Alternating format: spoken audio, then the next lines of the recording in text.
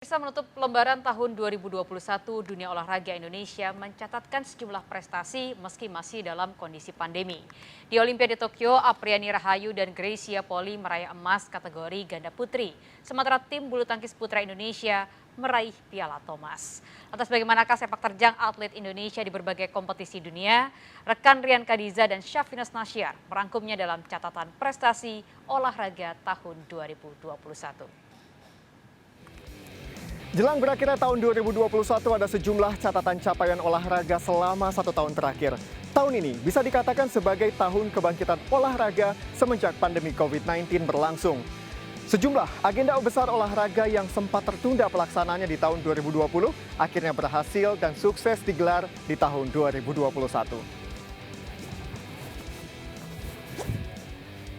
Di tahun 2021 ini sejumlah agenda besar olahraga sukses digelar.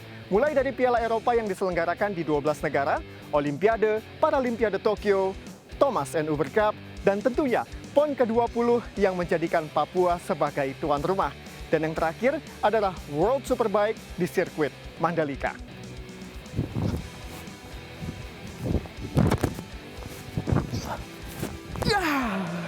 Lalu apa saja catatan prestasi olahraga di tahun 2021? Dan kita rangkum semuanya dalam catatan akhir tahun perjalanan panjang kita melalui 2021.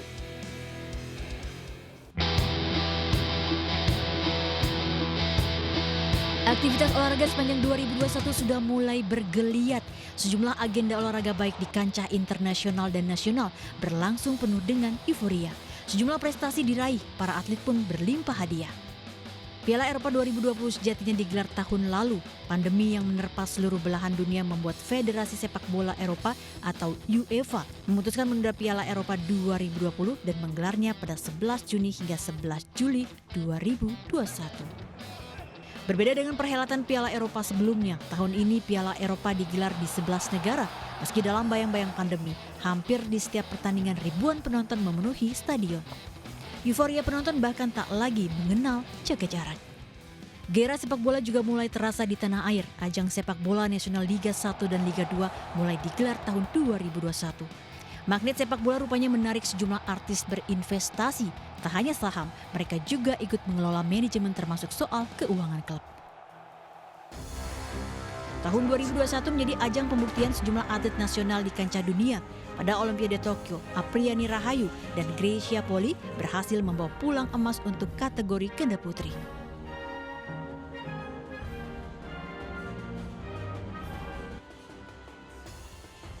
Tak hanya meneruskan tradisi raihan medali emas Olimpiade bagi kontingen Indonesia, kesuksesan Gracia Apriani ini juga menjadikan mereka pasangan ganda putri Indonesia pertama yang mampu meraih medali pada pesta olahraga dunia 4 tahunan tersebut.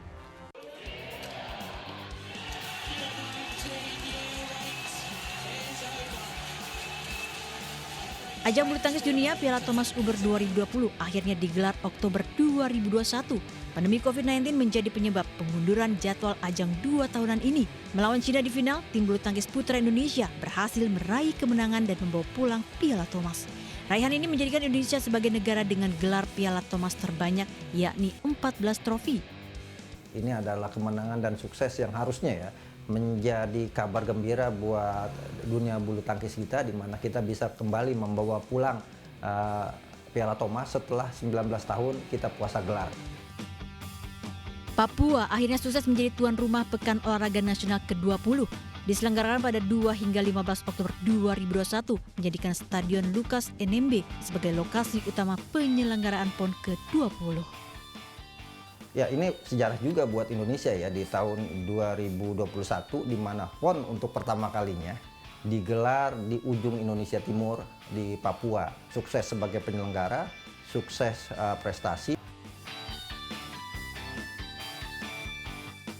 Ada 766 medali emas diperebutkan dalam 47 cabang olahraga selama PON 20 berlangsung.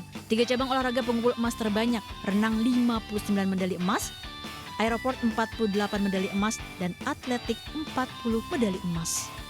Jawa Barat menjadi juara umum PON 20 Papua 2021 dengan raihan 133 emas, 105 perak, dan 115 perunggu.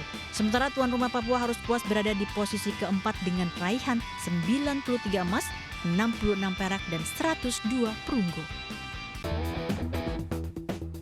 Sirkuit Mandalika menjadi ikon baru nasional. Dibangun dengan biaya lebih dari 1 triliun rupiah, sirkuit Mandalika di Lombok, Nusa Tenggara Barat menjadi pembuktian Indonesia mampu bersaing di kancah internasional, khususnya olahraga otomotif. Sirkuit ini menjadi lokasi digelarnya World Superbike seri ke-13 November lalu. Dengan panjang lintasan 4,3 km, sirkuit Mandalika memberikan tantangan kepada pembalap menaklukkan 17 tikungan. Olahraga faktanya mampu memberikan dampak terhadap perekonomian. Pemerintah harus meyakini kita memiliki potensi atlet berkelas dunia dan juga terbukti mampu menjadi tuan rumah perhelatan olahraga internasional. Tahun 2022 menanti aksi-aksi atlet nasional yang bisa membanggakan negeri ini. Pada tahun 2021 menjadi tahun pembuktian bahwa event olahraga tetap bisa bergulir meski berada di tengah ancaman COVID-19. Namun tentu tidak semua berjalan mulus. Contoh, meski merebut Piala Thomas, namun bendera merah putih tidak berkibar saat Indonesia Raya berkumandang. Belum lagi sirkuit Mandalika yang dibangun seharga 1,2 triliun rupiah justru banjir pada saat diguyur hujan. Tidak hanya olahraga, masyarakat juga dihebohkan dengan banyaknya berita duka yang mengharu-birukan publik. Salah satunya adalah tenggelamnya KRI Nanggala 402 pada saat latihan. Dan lagi-lagi, masyarakat juga diramaikan dengan menjamurnya pinjaman online. Presiden Joko Widodo sampai geram akibat banyaknya pinjol ilegal. Dan tak tanggung-tanggung, sebanyak 151 perusahaan pinjol ilegal kini dibekukan oleh pemerintah. Prestasi olahraga tahun 2021 menjadi oase saat pandemi. Hampir 2 tahun agenda olahraga berhenti atau berjalan dengan pembatasan-pembatasan. Namun siapa sangka di balik prestasi atlet-atlet nasional justru ternoda sejumlah hal.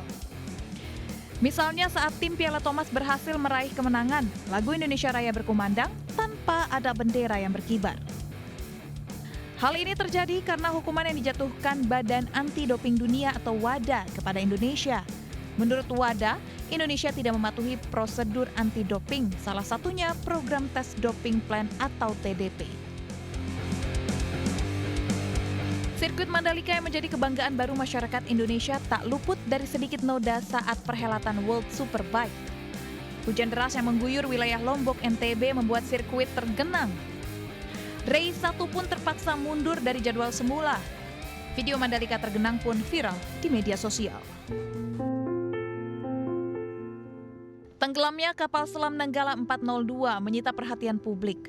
KRI Nanggala 402 hilang kontak saat latihan penembakan torpedo di perairan Bali Utara pada 21 April 2021. KRI Nanggala 402 membawa 53 orang yang terdiri dari 49 awak, 1 komandan dan 3 spesialis senjata. Setelah melalui beberapa hari pencarian, pemerintah akhirnya menetapkan status KRI Nanggala 402 dengan On Eternal Patrol. Kasus pinjaman online atau pinjol juga menyita perhatian publik selama 2021. Sejumlah kasus kekerasan mencuat dengan latar belakang pinjol. Hingga akhirnya Presiden Joko Widodo angkat bicara dan meminta Polri, OJK, dan Kekominfo untuk menindak pinjol ilegal. Sejumlah kantor pinjol ilegal berhasil digerebek polisi. Kominfo juga berhasil memblokir 151 aplikasi pinjol ilegal. Dan pemirsa, waktunya jeda, kami akan kembali dengan informasi jembatan perahu di Karawang bisa menghasilkan 20 juta rupiah per hari dilewati oleh 10.000 motor. Informasi lengkapnya sesaat lagi, tetaplah bersama kami.